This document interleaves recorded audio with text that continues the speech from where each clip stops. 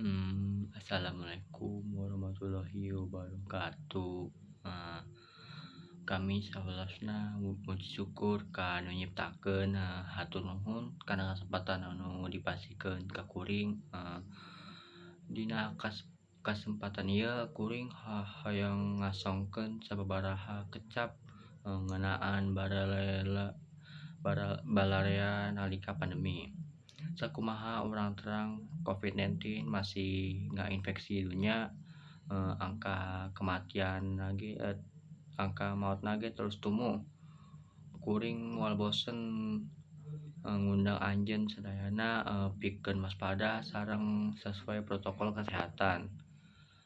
Entong dipicu ku kelompok anu rame sareng ngucapkeun ucapan hate.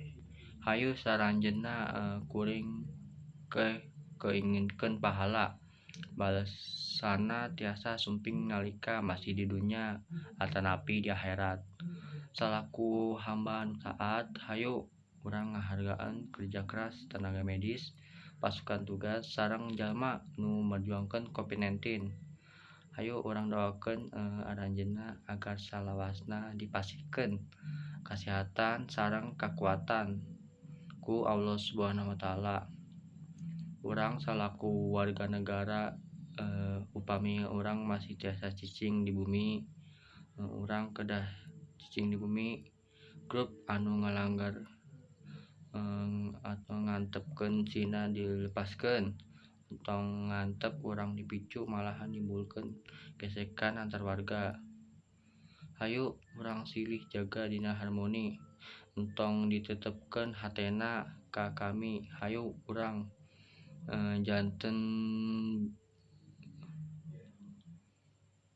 bijaksana dina tingkah laku sareng diucap urang. Dina surat Al-Baqarah ayat 83 nyebutkeun sareng nyarios kecap anu alus ka jalma teh.